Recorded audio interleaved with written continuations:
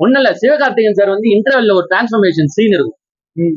வில்லனை வந்து அடிக்கும் போது ஒரு டிரான்ஸ்ஃபார்ம் ஆவார் பாருங்க, ஒரு வெகிலேயே ஒரு டிரான்ஸ்ஃபார் ஆவாரு. அதுதான் மேட்ரு. ஒரு தன்னுடைய இயல்பான ட்ராக்கையும் விடாம ஒரு டிரான்ஸ்ஃபர்மேஷன் காட்டுறது மிகப்பெரிய கஷ்டம். சிவகார்த்திகேயன் சார் அழகா பண்ணிருக்காரு அந்த ரோல. அந்த டிரான்ஸ்ஃபர்மேஷன் காட்டும் போது இன்டர்வெல் வந்து மாசா போகுது. நான் ரொம்ப நாள் கழிச்சு ஒரு சூப்பரான இன்டர்வெல்ல ஆக்சுவலா இந்த படத்துல பார்த்தா அருமையா எடுத்திருக்காங்க. நல்லா இருக்குங்க படம். ஒரு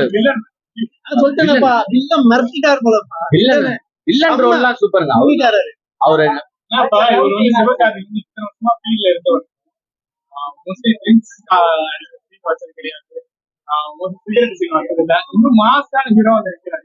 சில பேரெல்லாம் கம்பேர் பண்றப்ப ஏன்னா இவன் ஹீரோப்பா, ஹீரோ உண்மையான ஹீரோ.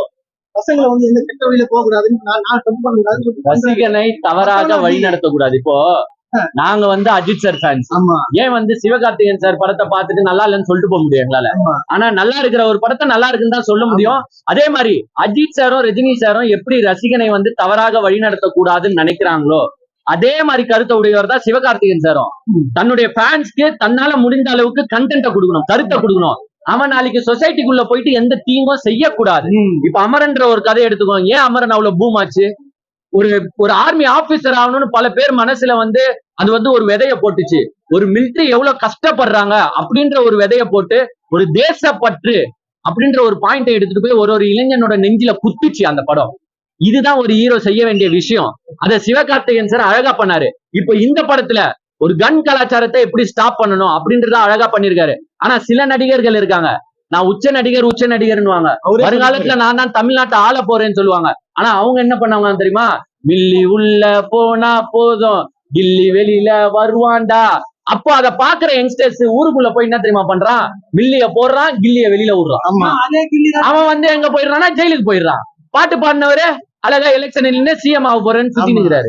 ஆனா கில்லிய வெளியில விடுறவா ரோட்ல போயிட்டு ஜெயிலுக்கு போறான். சோ இந்த மாதிரி ரசிகனை கெடுக்காமல் அந்த வரிசையில சிவகார்த்திகேயன் இப்போ டாப்ல நிக்கிறார்.